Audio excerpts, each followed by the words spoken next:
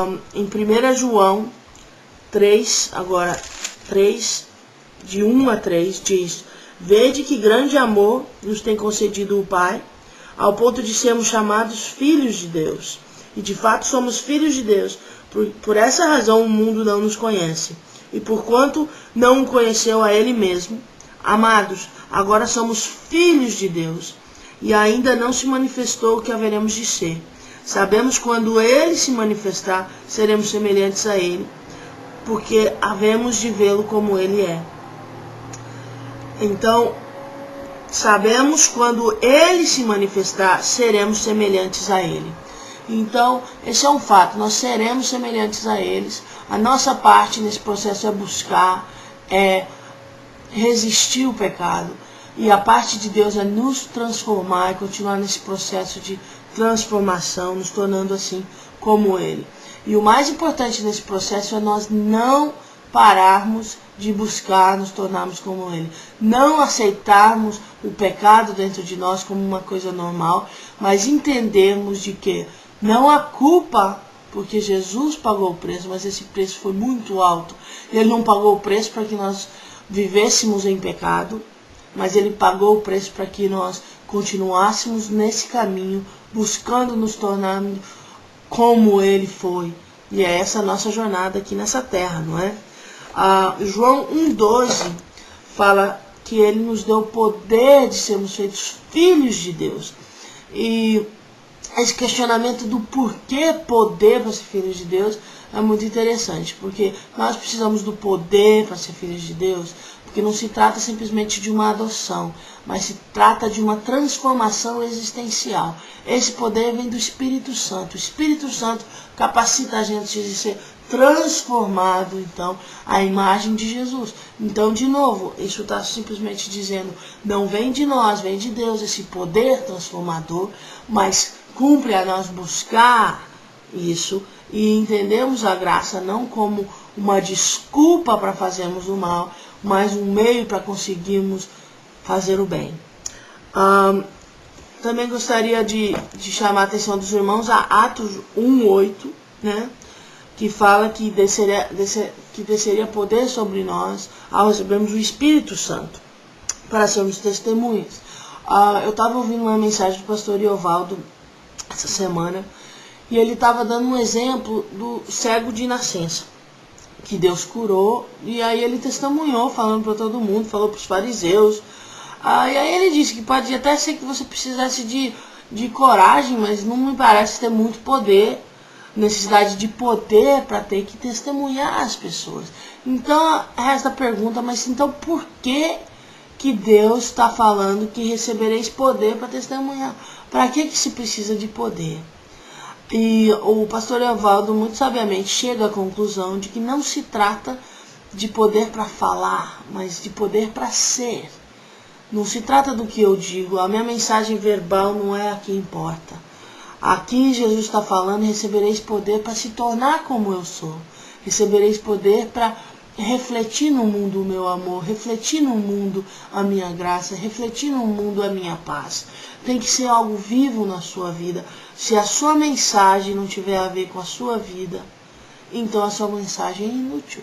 Porque as pessoas vão querer saber do que essa mensagem fez na sua vida, de verdade. E isso é testemunhar. Isso é ser testemunha de Jesus no mundo. Não falar, mas viver.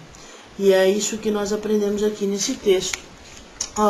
João 9 tem essa, se você tiver interesse, você pode dar uma olhada lá. João 9, a partir do versículo 6, é a história da cura desse cego. E você pode dar uma olhadinha lá.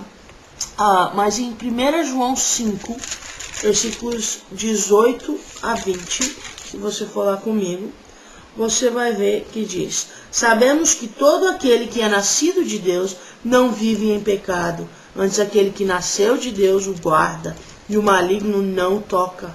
Sabemos que somos de Deus, que o mundo inteiro jaz no maligno. Também sabemos que o Filho de Deus é vindo, e nos tem dado entendimento para reconhecermos o verdadeiro. E estamos no verdadeiro, em seu Filho, Jesus Cristo, este é o verdadeiro Deus e a vida eterna. Então, nós somos nascidos de Deus e nós não podemos então viver pecando. Todos pecamos e carecemos da glória de Deus e todos praticamos pecado. João diz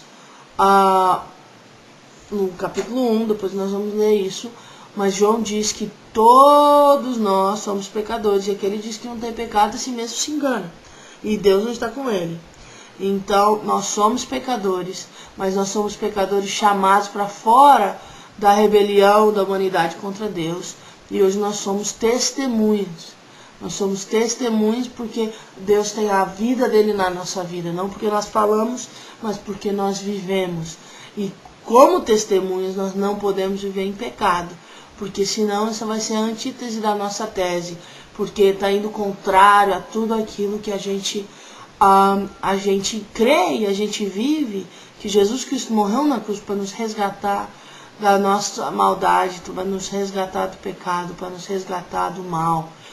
Então, se isso é verdade, se nós cremos nisso, nós não podemos viver em pecado. Gostaria de também convidar os irmãos para estar olhando Romanos 8, de 1 a 4.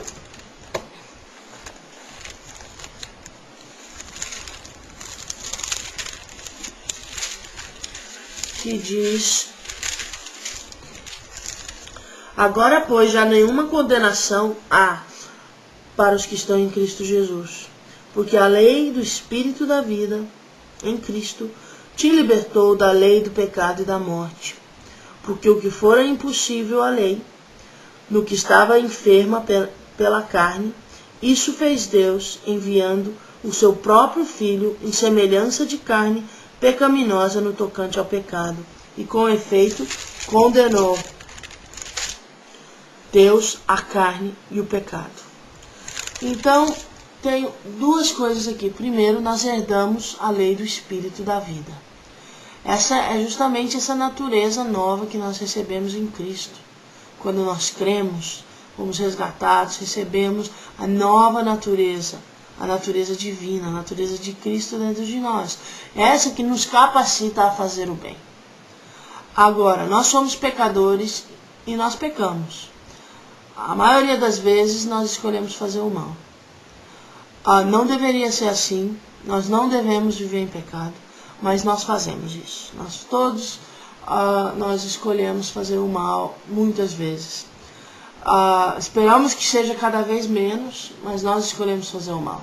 E quando nós escolhemos fazer o mal, nós não devemos gastar tempo em sentimentos de culpa. Porque, não sei se os irmãos já ouviram aquela música que eu canto, Tetelestai. Tetelestai significa estar consumado, e foi o que Jesus disse quando ele estava na cruz. Então, a culpa do pecado foi desfeita, não existe culpa mais, foi tudo retirado de você. Toda a culpa foi jogada no abismo. E Deus e nós não ganhamos nada com sentimento de culpa e condenação. O único que ganha com isso é o diabo. Então, se você pecou, ou mesmo se você está vivendo em pecado, não é para você ficar se sentindo culpado, pensando pensamentos suicidas, até deixa pra lá. Isso não te leva a nada. Você vê Judas foi e se matou, não ganhou nada com isso. Não ganhou nada com isso. Não é um ato de bravura. Isso é um ato de covardia.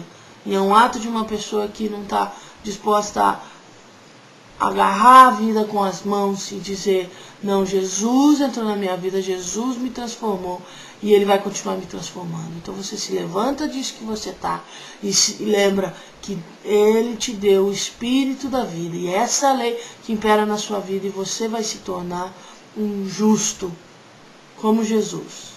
Você tem esse potencial aí dentro, você herdou a natureza divina. É uma coisa impressionante você pensar que você tem como receber dentro de você a semente do segundo Adão e não só do primeiro Adão. Você nasceu com a semente do primeiro Adão, do pecado, mas agora você herdou a natureza divina junto com Cristo. E é isso que esse texto está te dizendo. agora já não tem mais condenação para quem está em Cristo Jesus.